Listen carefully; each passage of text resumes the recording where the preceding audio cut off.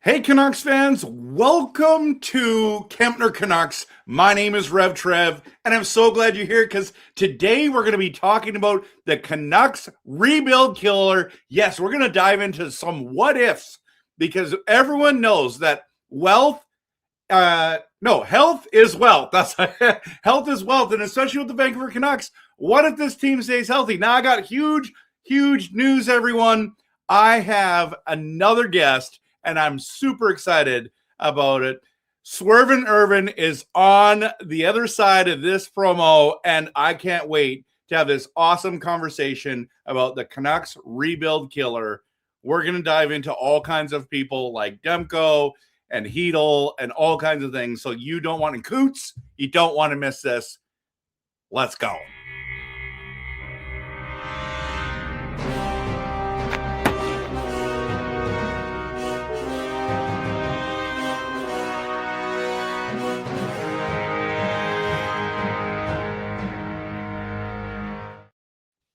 Welcome, Swervin Yrvin, to the channel. Now, you are half of the incredible Canucks channel, Headspace Hockey. Gerald and you guys do an amazing job.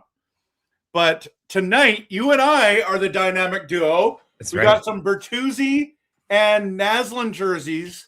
Okay. So I'm trying. I can't replace Gerald, but I'm going to try my best. Welcome to the channel, man. Thank you for having me. Appreciate you. And hello to the Kempner Canucks gang. Yeah, so we're going to be doing, this is going to be a video that's going to go. Also, it's going to be on the audio. If you guys haven't started following me yet, Kempner Canucks podcast, I'm on Apple and on Spotify, so check it out. And for all the, by the way, you're going to like this, Swervin. There are people that have literally been reaching out to me saying, oh, whoops, as I just, sorry, I was trying to get it so we were both closer. Reaching out to me from all over the globe. There's someone from London that said, I don't know what I'm going to do without Sportsnet 650. And I found your channel and I'm listening to you now. Thank you so much for trying to fill the gaps. I was like, that was cool. Right. So it's pretty cool that we can have, there's Canuck fans across the world, and then we're trying our best to have some good content together. And fill the void, you know. It's pretty sad what happened to 650 is a part of a lot of our daily routines. I don't know about you, but I was totally Monday to Friday while I was working, I always had Halford and Rough in my ear, and then come home and catch up on Canucks talk with Dodd and Drance. So yeah, it's too bad.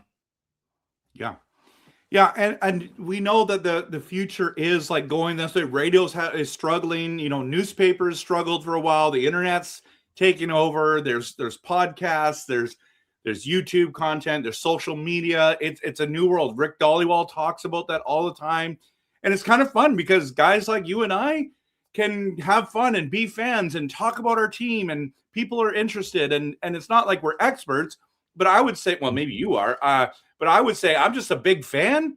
Yep. And I just got a mic and a camera, and I paid for internet, and I'm able to talk about my Canucks, and I love it.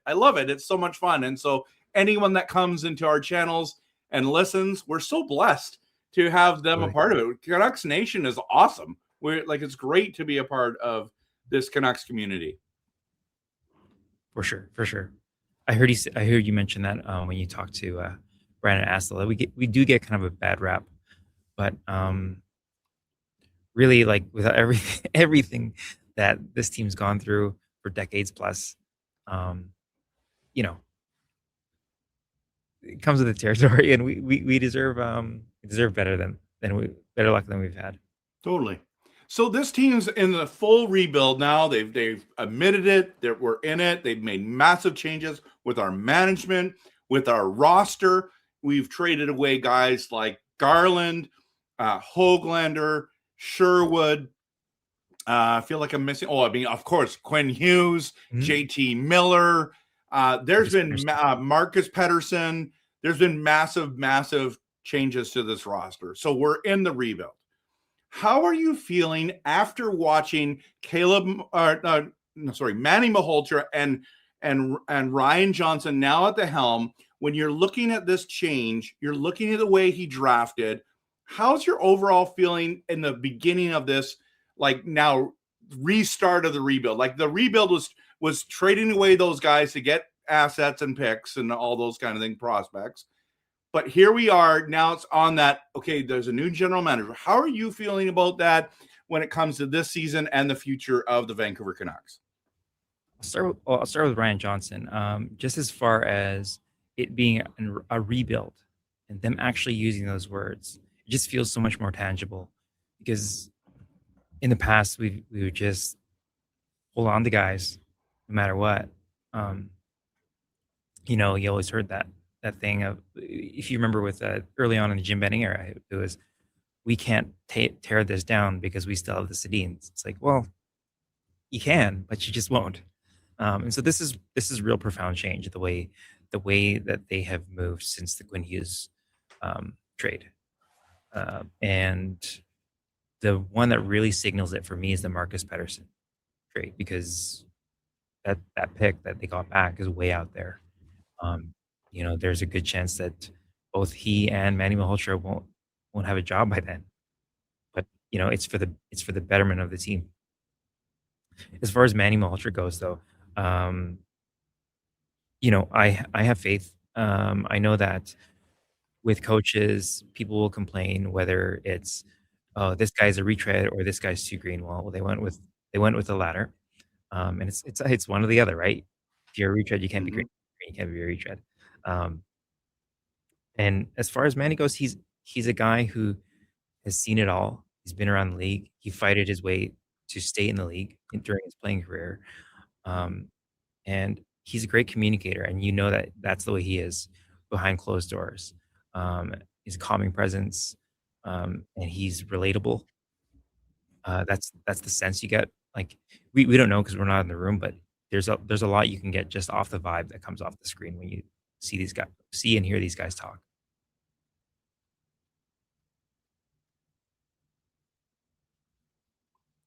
No, you're right. Yeah. You're right. Sorry. I thought you were going. I thought you were going to say some more. But you're so right when it comes to this.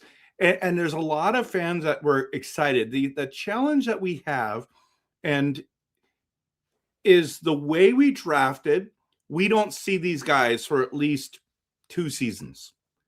And so it's a long time when you're sitting there. And so this idea that, hey, we started the rebuild, now we get. Well, the cool thing is the young guys are going to be playing, and we have other young guys in the pipeline now. So, for example, if you think about the coach we got, even though we stayed in-house, and, once you went with Ryan Johnson, it's like, we're going to Manny Malhotra. Like, they won a Calder Cup together. But if you think about that piece, he's a guy who can develop young players, and we have a young team. Half of our team is young. So, I mean, who else would you want to develop young players than Manny Malhotra? So, personally, I like that idea. You know what I mean? And it seems like it could work. I mean, it's going to take time to find out. So, what do you think, Swervin Yrvin, about the controversy about not drafting the son and not having the dad-son thing? I've got some pretty strong feelings, but I'd love to hear your thoughts. I'll be completely honest with you. I was worried because just given what's happened inside the locker room the last 2 years, it's almost like they were inviting drama unnecessarily, especially when the separation between Caleb and the next best prospects, be it Vigo Bjork or Chase Reed or whoever you wanted, wasn't that much. So there really could have been other ways they went. I just had this worry that more bad than good could happen out of having a father and son work together that closely. Now, if anyone could pull it off, it's got to be these guys. That's fair. That's fair. But if you think about this, let me just push back on my view of this. Go ahead. It doesn't matter what the name is on the back of the jersey. You just picked him 3rd overall. And if you're going to favor him because you're his dad and he's your son, it doesn't matter. You better be playing that 3rd overall pick.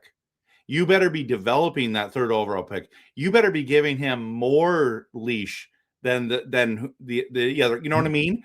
Yeah. And I'm sitting there going, if he's good, play him, develop him, get him going. And I know it's not for a little bit, but the thing though, that's that little thing that people want to talk about.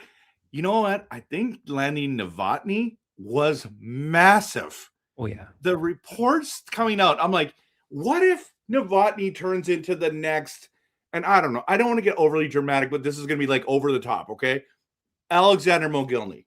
Like when I look at him and think of him and watch him on the ice, I'm like, he looks like Mogilny to me, but he's not. I'm not saying he's going to be, but imagine if he like the steal of the draft is actually Novotny. He could be the steal of the Quinn Hughes trade. Right? Right. So you get 4 first-round picks for Quinn Hughes. This is how it kickstarted our rebuild. I don't know. Just saying. Okay. So we're getting into speaking of which, we're getting into the what ifs. Okay. And tonight it's all about the what ifs. So let us dream. Okay. Some people, you're listening on the podcast or you're watching the video on YouTube and, or on Facebook and it's okay. Let's just dream. Okay. So everyone just say, but let's, what if the Canucks have actually a rebuild killer on the roster and his name, and you saw it in the thumbnail, is Thatcher Demko. We all know he is, when healthy, very good and he's in elite territory. What are the chances, honestly, if you think about the what ifs and Demko comes back healthy, do you think, like, how many points better could we be with a healthy Demko? Well, I mean, he's good for at least like 7 more wins than we had, right? At the very least. And we've seen what he can do when he's on. And we've seen it in stretches and we've seen it in bursts. But it's whenever he's been in, and that's been the big if. But yeah, like any time he's been in there, he's been like top 3 goalie. Ever since that the end of that North Division year, he has also been the guy. But I think the problem with Demko, and Rutherford even said it when he first showed up.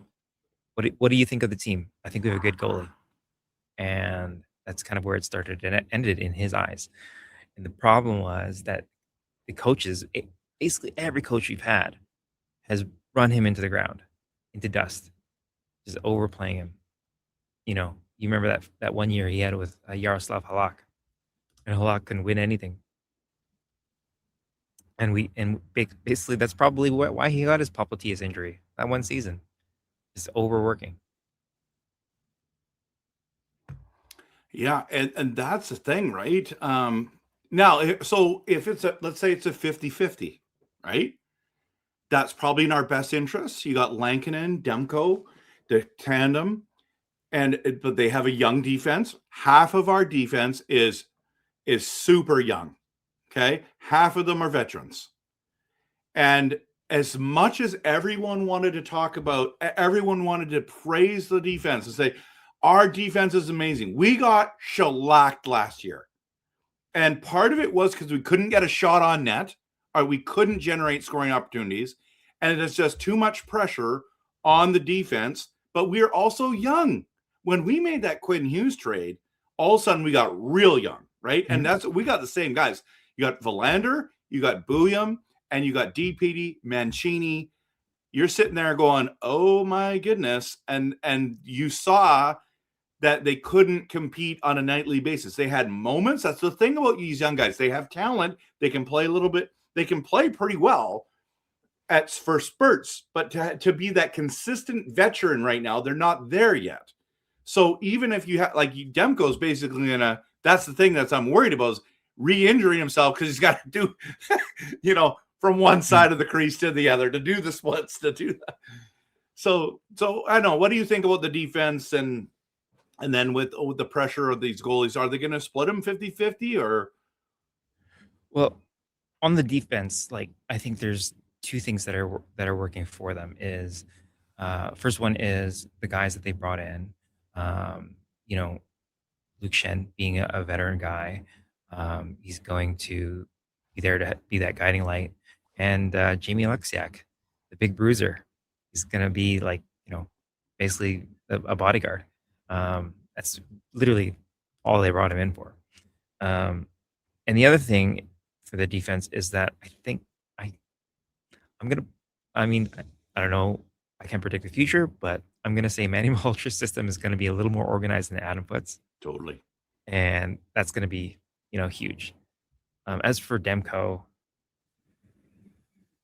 you know, he's a competitive guy, and I'm sure he's one of those who just wants to get in the crease all the time. I don't know, they have to be disciplined. The reason he was overplayed, and not just him, but other goalies and other coaches, is that they're always trying to be in it and win games.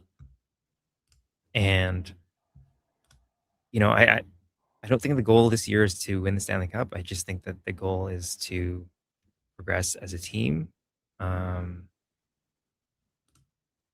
So hopefully they keep that in mind, that they don't overwork Demko.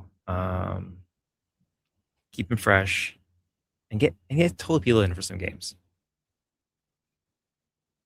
Yeah, I think that's all going to happen. I really do, and I don't know. I just keep thinking. I'm just using your illustration.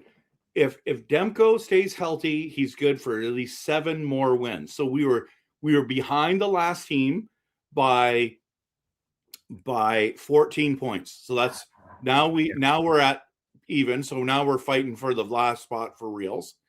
And then there's the Manny Malhotra bump. That's going to give us at least another 4 wins. Okay.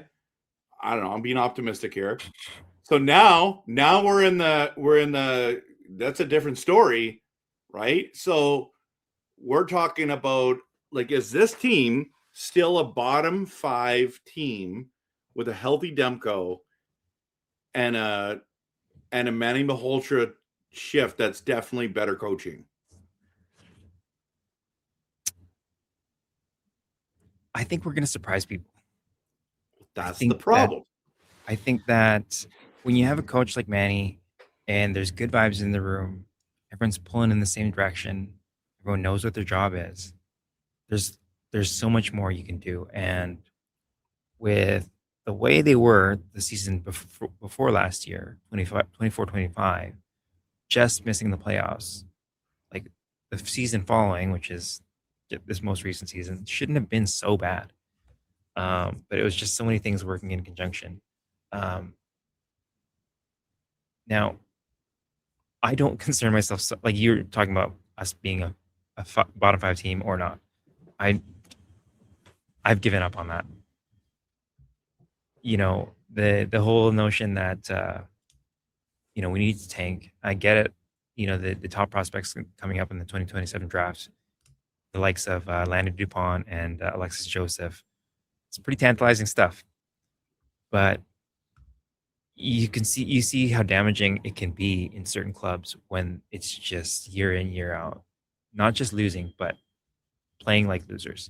There's a difference, right? So you're talking about the losing culture compared to being competitive. Let me ask you this.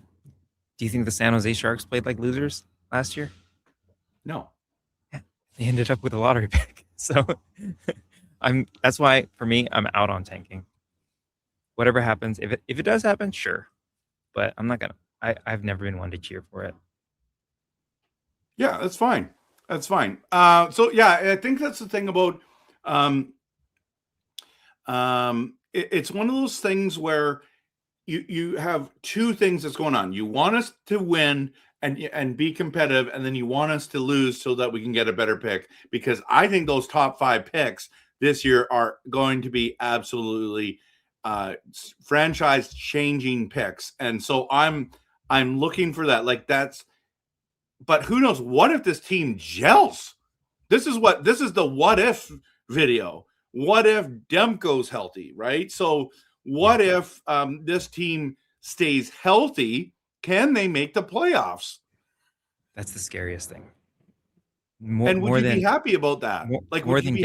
More than getting close to the playoffs, the scariest thing is if they make it. Obviously, you want them to get in the Stanley Cup. You know, you want them to win the Stanley Cup, and the only way they do that and have a chance to do that is getting in the playoffs. The problem is getting into the playoffs without a chance to win the Stanley Cup. And what we've seen in the past when we've, pushed our way in, like years like 2015, 2020, and as recent as 2024, it gives people in power this false sense of belief. Oh, we're just a couple of pieces away. Let's trade away Pod Golden. Let's do some dumb stuff like that. Right. You know what I mean? Yeah. So, well, okay. So we're not the same as San Jose. Okay. That's a good question. Excuse me. So they've had a top 5 pick for what, 4 years in a row? So they've had those top 5 picks playing in their system. Now we don't have that. We traded superstars away and key role players away to start the rebuild. We're not the same. I don't think you or I believe that we're going to be close like San Jose to making the playoffs, that just missed the playoffs. I don't think we're going to be in the hunt. Just because if you look at the roster, we don't have a Celebrini. We don't have a Will Smith down the middle and a Misha down the middle. You know what I mean? Yeah. That's what you don't have. But they were super young and they gelled, and I think that's what you're talking about there. What if something crazy happens and, like, say, Cootes makes the team and has a great rookie campaign? Well, I mean, there's the flip side of what I said. I know. Sorry. Real quick with the playoff thing. The flip side of making the playoffs is everyone's going to look like $1 million and it'll bump up trade value. Good a lot of those guys. As far as if Cootes makes the team, yeah, I think he would have to do something pretty incredible in training camp to prove that he deserves that spot. And I'm not sure he's there. As hopeful as I am for Braden Cootes, looked great at Dev Camp. I don't know if you watched any of that, but he was definitely heads and shoulders above the other prospects that have 1 year less of development. And he played with swag. Like this kind of cockiness. How that's going to translate into the NHL, I don't know, because he's only 5'11". He's still only 19 years old. If he makes the team, it will come at the expense of someone like Ratu or Max Sasson. So,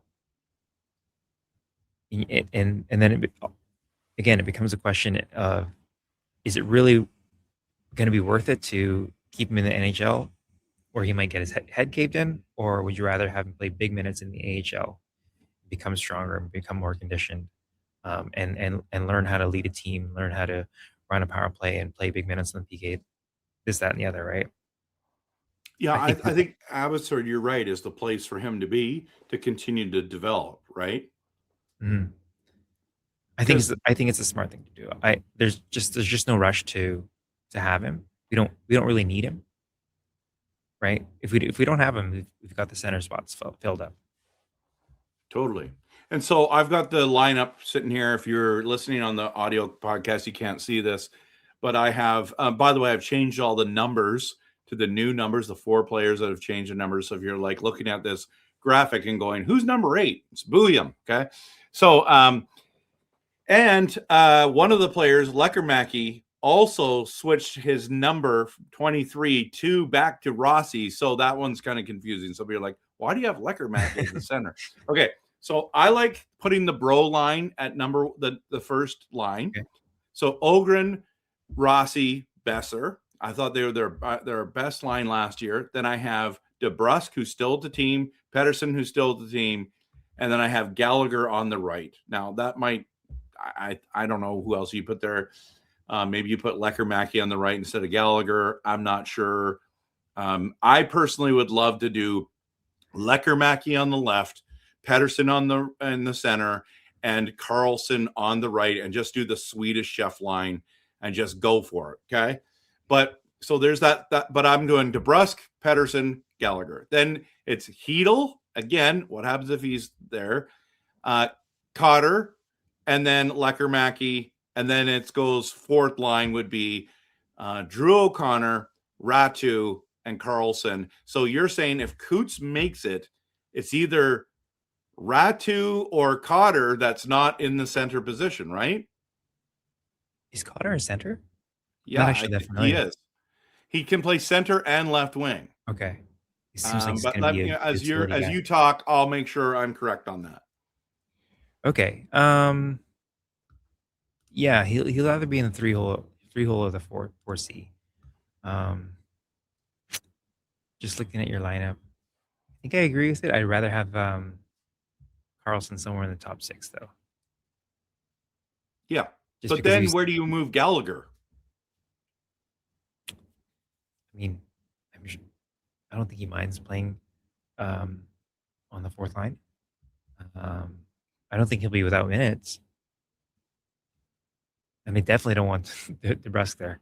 DeBrusk and Pettersson is such old hat now. By now, we know it doesn't work. And yeah, like you said, who knows if he's even going to be on the team by training camp. Yeah. So this is the thing, right? It's kind of crowded at the moment, and we're the worst team in the league. so here we are, and it's like trying to get spots. Oh, by the way, Cotter is a center. He's a right-handed shot center. No, left-handed shot center. So he can play left wing and center. But if you're looking at this, so it's not him there. It's got to be Chytil in the middle. Then he's a centerman. Perhaps. Right? When we traded for Chytil, there was always this thought that we needed to put him at center because obviously we traded JT Miller away. But I always felt like his play style would possibly mesh well with Pettersson. Yeah, but that's that would be awesome in an ideal world. Like if Pettersson got his foot speed back up. Well, and it comes back to like, what if Chytil is healthy? What do you do with that? Like, I'm anticipating that Chytil's going to come into the league, into the season, and he's either going to go on the LTIR or he's going to play a few games, and hopefully, Lord forbid, he gets injured. Right? He can't stay healthy. Sorry, one more thing on the Cootes bit is one thing that would be a plus for him is he's a right-handed center. Right. And we're so bereft of right-handed pivots. That was one of the big discussions of why we could have possibly went for Shane Wright. Yeah, so like I said, every guy you see there is lefty, including Chytil. Now with Chytil's health, gosh, that's such a touchy subject because it's not just about his health; it's about possibly his quality of life. Because it's not just like a spotty injury history. Like with Besser, it's like Besser has had all these injuries and they've been different body parts. With Chytil, it's concussion, and yeah, that's a pretty risky prospect. Absolutely. I know I'm very nervous about it, but now I'm not him. I don't know his health, where he's at. It's his career. It's his life. Mm-hmm. He's going to make that decision. From a person outside looking in, it looks scary to me. It just looks scary to me. Now let's dive into a little bit of other regarding the younger guys like Lekkerimäki. We need him to develop as well, at least to play well. So you know, if you don't want to keep him, you can trade him. But maybe he's the guy that you want to develop because he's got that awesome shot and he can play the power play. And there's also Karlsson, who, as Brendan Astle said from the Abbotsford Canucks, the broadcaster play-by-play guy, he said, listen, I think he's going to score 20 goals this year. He should have scored 20 last year. And I'm like thinking, wow, like, so you got some good players sitting there. And, you know, Sasson is another guy that needs to be on this roster as well. This is like, it's so crammed with the bottom end talent at this stage. But like, what if the Karlsson gets in the top 6 and starts scoring and or Lekkerimäki, that changes things with this team, doesn't it? No, with Lekkerimäki, he's just coming off of shoulder surgery, I if I believe remember so. correctly. So fingers crossed with him that he can come back and rehabilitate it completely by the time training camp rolls around. But in the case of him and Linus Karlsson, is they have a long-standing relationship with Manny Malhotra going back to their days with the Abbotsford Canucks, and that's going to come into play. Totally. And not only that, they traded Höglander out and brought Brendan Gallagher in, not to play the same roles. So there is going to be that opportunity there to be in scoring positions, especially for Linus Karlsson, I do believe. Yeah, if the minutes are there, the opportunities are there, of course, 20 goals are definitely in the realm of possibility. I would love to see, though, a good season for Jonathan Lekkerimäki. I've seen his shot in person in warm-ups. It's like once it's on the stick, it's off. You can't even track the puck. He shoots it so fast. Yeah, and he like what I was saying about the relationship with the coach. He never had that with Adam Foote. He asked Gerald. He'll tell you all the time. Last season, we played against Toronto Maple Leafs at home. He scored a beautiful goal, then somehow got benched for the third period. And it's just complete mystery why. I don't see that happening with Manny Malhotra. Mm-hmm. Mm-hmm.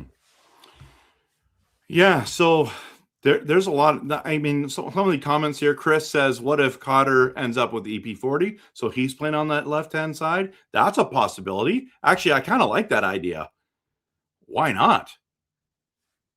The book on Cotter, from what I've heard, is he's a guy with untapped potential, similar to when Kyle Wellwood came to the team way back when. He's a guy who was underutilized, but everyone knew he had the hands. So that's kind of what we're hearing about Cotter. But we're also hearing that he brings the physicality. Who knows? I think that we'll try all sorts of combinations at training camp when that rolls around in less than 2 months. Yeah, we're gonna find out real soon. Yeah. KG Green, good to see you, man. Says Petey, Rossi, Cootes, Ratu down the middle this year. That's exactly what I got there. Obviously he's got Petey above all those guys, which is fine. I have no problem with that. That doesn't sound bad to me. That's the other thing we're not talking about is I'm anticipating that Rossi is going to take another step. Like, why shouldn't he? Young, he's already scored 60 points with Minnesota. Why can't he do that with Vancouver? I mean, he was showing a lot down the stretch this last season, especially with the line mates he had. So it's definitely conceivable he takes a step. Yeah, he's still pretty young. For sure. Yeah, so there's a lot of different comments in here regarding this team, and I appreciate everyone being here. But when you're thinking about this team and how it's going to develop, there's a lot of what ifs at this stage. A lot of what ifs, and they won't be answered till that puck drops and we see. We got training camp, you've got the preseason, you got all this stuff that's going to be happening. And then you got this roster that I've had up here for way too long, but it's hard to know. And, it's one of those things where it's hard to predict. And it seems like they're going to be a bottom feeder. It seems like they're going to be one of those ones that is just not going to be great, but then there's a part of me going, but what if they gel? What if Malhotra does somehow be able to make these guys play better as a unit, gets more out of them than Adam Foote did? That is like, oh my goodness. And maybe we're pivoting and it's like no longer, hey, we're rebuilding. It's like maybe we brought Manny Malhotra in a year too early. You think so? Well, just say I want him to be. I wanted the commander of the Tank Nation to stay one more year and Manny to come, because Right. I am honestly worried that Manny, with his gifts of making young guys develop, I have this feeling that like he's gonna like. I don't think he's gonna put stupid lines together. Well, on the development subject, you need that. It's more than just drafting the guys. Like I mentioned, Shane Wright, he's already been in the league for so long. I know 2022 seems like yesterday, but in hockey years, that's like a quarter of a career basically. And Seattle hasn't really done anything with him. So, like I said, it's more than just drafting. The name of the game is development.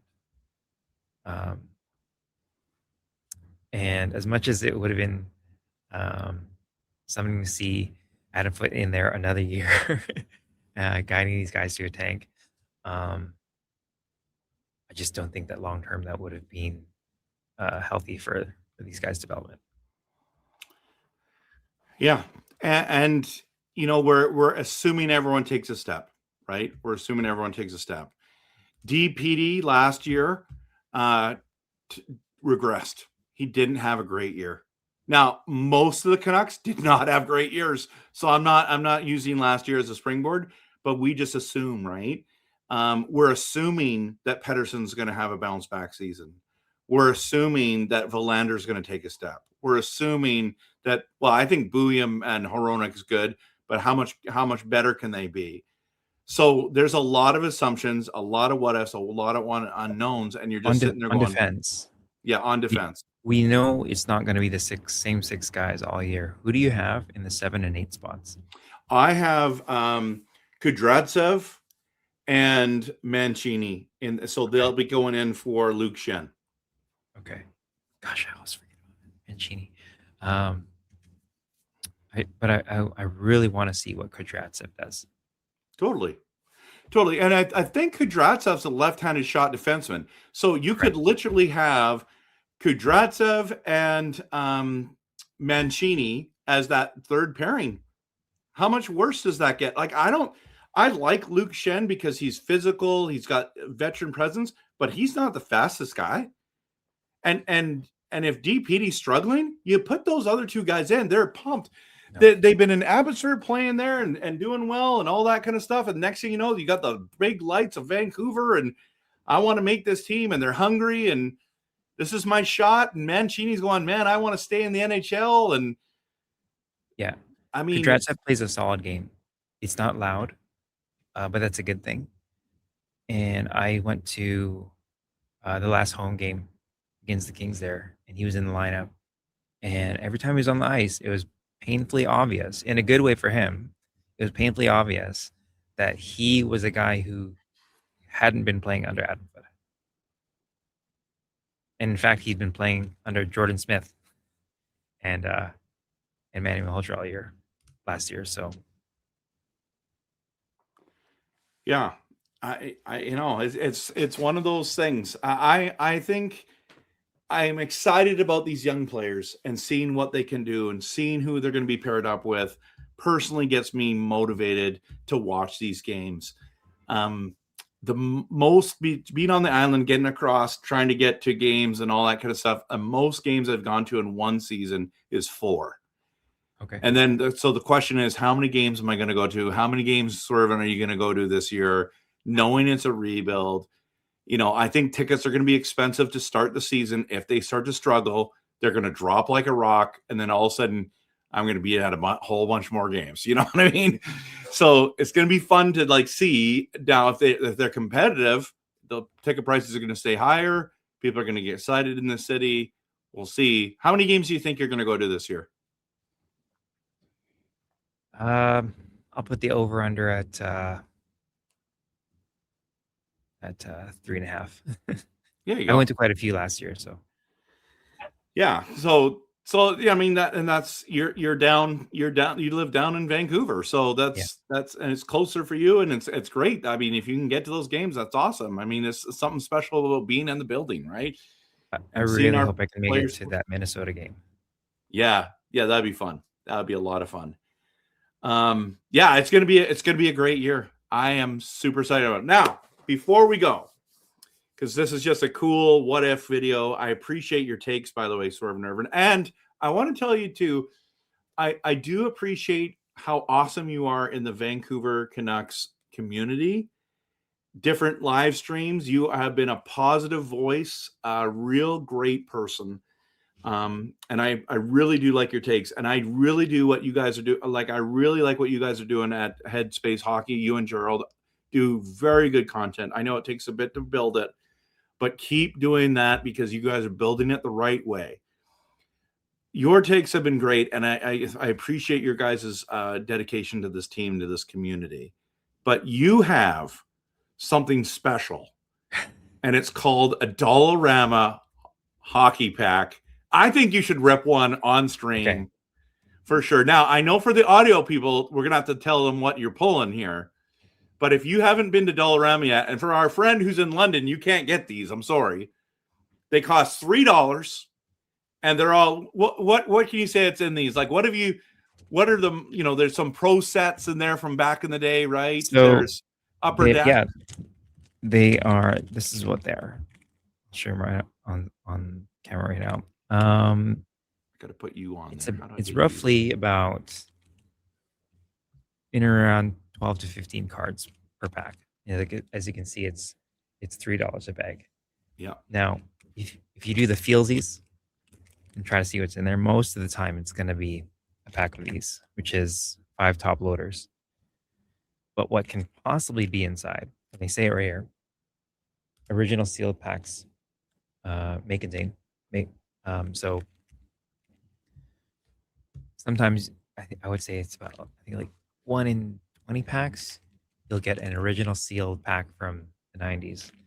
And on July 1st, live on stream, I pulled one, and it was a pack of 15, and amazing. It was I don't know if you know the brand Score. It was that. It had 15 cards in there, and amazingly, it had a Gretzky, a Lemieux, a Lindros from juniors, and a Cam Neely, and a Claude Lemieux. Wow. In one pack. So what I'm going to do is I have 3 packs in front of me, and I'm going to let you choose. So you say middle, left, or right. I am going to go with, I'm going to go with right. Okay. One on the right. It's my right hand as well. Yeah, sure. Okay, so for you podcast listeners, you're gonna have to take my word. So he selected the one from my right hand. So we're gonna go ahead, see what's in there. Let's see this. I'm so pumped. I love pulling hockey cards. And I'm gonna so much fun. Okay, so inside it's a top loader. Sorry, guys. Yeah, but I'm gonna let you see. Loaders. Okay, I'm gonna angle it so that you guys are the ones who see the first pull. Okay, I'm so excited about this. Oh, I gotta put you in here. I gotta take me. Oh, we can't hear you though, Trev. It's Clark MacArthur from the Ottawa Senators. Is that right? So this pack is a Canadian team theme. So they usually do themes. It's like sometimes it's 90s, sometimes it's goalies, sometimes it's Hall of Famers. So that's the first card. Just a little base pack. Ottawa Senators Clark MacArthur card. Next card. Derek Brassard. What can we say about Derek Brassard? Pretty solid player. We might remember him from his Columbus days. He was also traded to New York. He's one of those guys who always ends up in big trade packages at the deadline. That's true. For somebody good, for somebody better. And last card is Craig Anderson. Let's see. Craig Anderson. So all 3 were from Ottawa? What are the chances? So I guess like I said, they're theme packs, but this is a Tim Hortons card actually from 2018. You can see it's got Hall holographics there, so kind of special. Okay, next pack. Okay, here we go. I hope this next pack's better. It's already starting. No, it's as well. Actually, Riley it's not a Smith. bad card. Okay, so It's a veteran. this is just a basic 5-card set. 5-card set. Okay. Riley Smith. It's like a Riley little Smith. Parkhurst card. Next Oh, one. The This next looks like a one is vintage- the cards I used to pull. It's a vintage card. Yep. Ian Duncan, right? From the Yeah. Winnipeg Jets. Man, that's a blast from the past. You're familiar I with used player. to pull those cards. I never seen that one. It's the Okay. old Jets jersey and everything. So you can see it's from way back. Back It's in the got day. his stats from 88, 89. Okay. By the way, am I And- giving you the bad luck? That's what I want to know. I don't think Clinton so. Okay. Larchuk Clinton Larchuk. almost died on the ice. Right. Cut who was- his jugular. If he wasn't on that end of the stadium, he would have died. There was a doctor that was in the stadium that came down and helped him. Blood was shooting everywhere. It was awful. I'm It so was all glad on he's ice. alive. You guys can actually find it on YouTube. The clip of him getting his neck sliced, and the poor backup goalie who had to stand in the net afterward because Right. they didn't completely clean out the blood. Okay, next card. Okay, if you can believe it, this is the third John Drews card I've gotten. Get out of the city. Okay, last That's card. awesome. Okay, you're gonna like this one. Okay.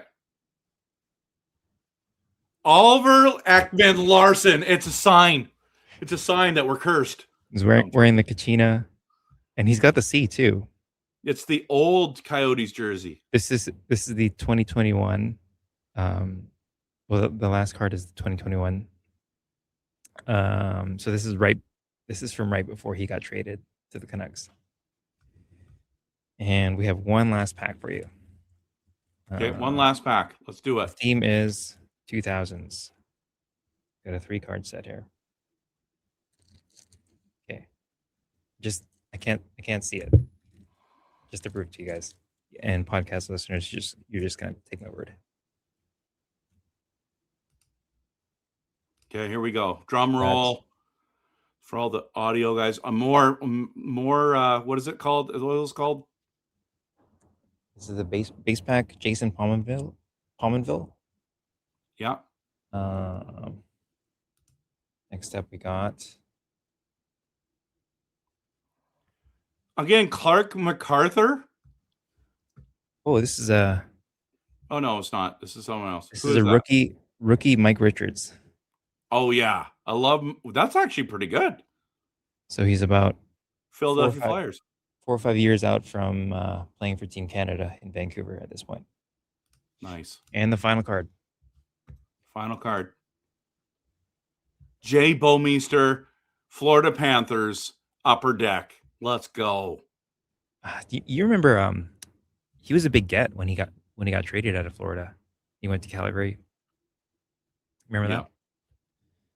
So Yeah, I just met someone who said they met Joe Bouwmeester in the bar in Calgary. oh really? Yeah, back in the day. And I'll show you this. This Yeah, that's helmet. pretty cool. It's the I think it's the Bauer 4500. It's my favorite helmet of all time. Yeah, that's pretty cool. That's pretty cool. Awesome, man. Well, thanks for sharing those packs with me. Whoops, as I literally moved you out. I hit the wrong button. All good. Great having you here, man. I love this kind of discussion. I love connecting with you about the Canucks. Again, like I said, I think you guys do great work at Headspace Hockey. Keep up the great work. And I want to thank everyone for being here. I know that we didn't get into tons of comments tonight. Maybe do you have time for 5 comments? Absolutely. Yeah. Okay. So we're going to go to Fabled Hero. It says, what if Novotny makes the team out of camp? You know, if Novotny were to make the team, imagine him on a line with Rossi and Ogren. It's the Quinn Hughes trade line. That'd be awesome. Yeah. That would be awesome. Okay. Next one. This isn't a question, but unbelievable jerseys, guys. Canucks need to modernize these and do a throwback night. I'd be all for it. Look at these. This is the Bertuzzi Naslin combo tonight. It's Do pretty you fun. remember in the 2020 season, it was their 50th anniversary, and they kept wearing like jerseys from throughout the years, but they only did them in warm-ups. Yeah. And I think they were Adidas branded, but I'm like, why wouldn't you just wear them? It's 50th year. Come on. Right. Absolutely. Jack's in the building says, my answer to the title is the Canucks rebuild killer, and I'm talking about Demko. He's like, no, I'm not worried. Demko will be hurt again. I mean, that's what people think about Demko and Chytil. That makes sense. So, yeah, that's what's most likely going to happen, but it is tough to know. Maybe they stay healthy. If you are Team Tank, and I know you're out there, you're gonna have to hope that he gets hurt, right? Because if he's in there, he's money. Yeah. But if you just look at track record, it's going to be really tough for him to stay healthy. I think that injury is really difficult. He's saying he's like one of the only ones was it in the NHL or was it in sports that's had this injury trying to come back from it? It's something like that. It's it's very probably rare. the NHL is probably what the answer is. He said that he knows of the popliteus has only occurred with soccer players. Wow. Yeah. Wow. That's tough. Chris says, I'm excited Canucks training camp comes back to the South Okanagan Event Center in Penticton. I've been to those Young Stars games, and those are fantastic. That's not coming back, but you're right. The training camp is coming back to Penticton. I was hoping it was going to go to Victoria so I could go, but it's not going to be there. It's going to be in Penticton. World-class stadium there. They're now in the WHL. So if you are in the Okanagan or want to make the trek, I highly recommend it to you guys. Have you been to any of the training camps when they're in Vancouver or anywhere? Unfortunately, no. I would have loved to seen the one in Whistler, because that's a really nice facility. So no, not yet for me.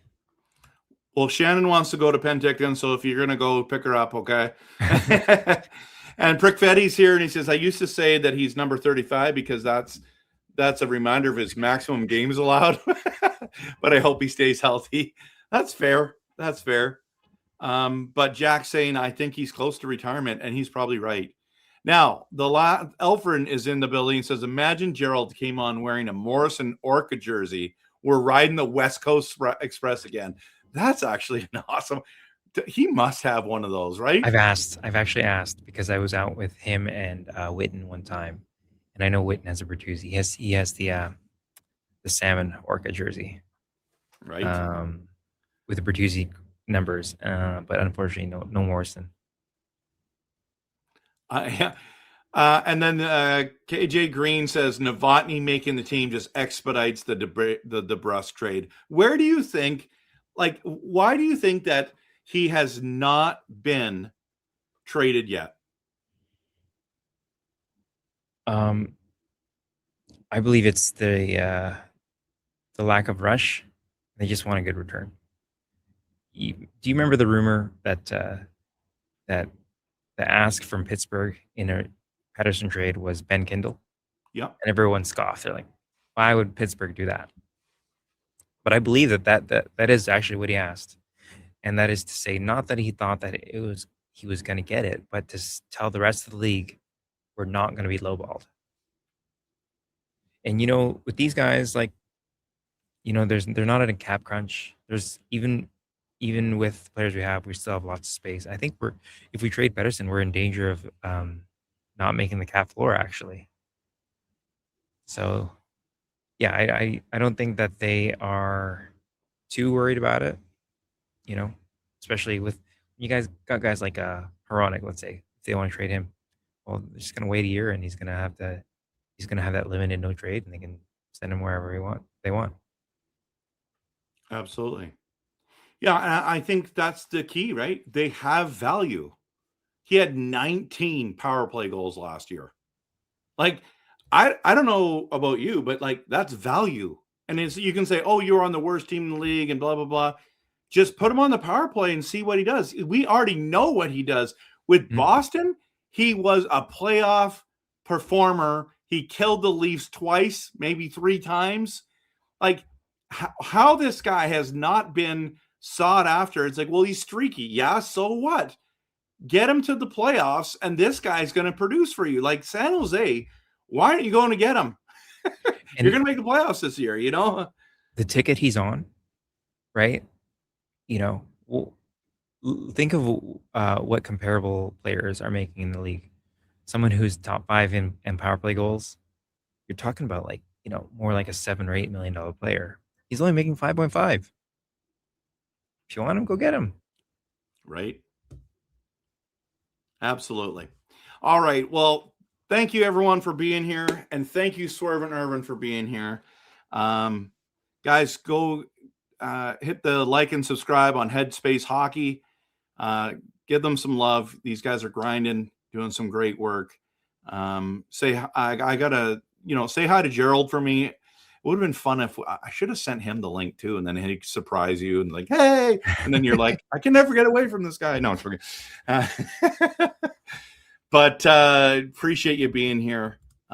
Let's continue to collab together, you guys and me, and I'd love to have you back. So, any parting words you have for everyone? Believe in blue and watch Headspace Hockey. All right, guys. That's right. Believe in blue. Okay. Let's get pumped about this rebuild. And of course, always go Canucks go.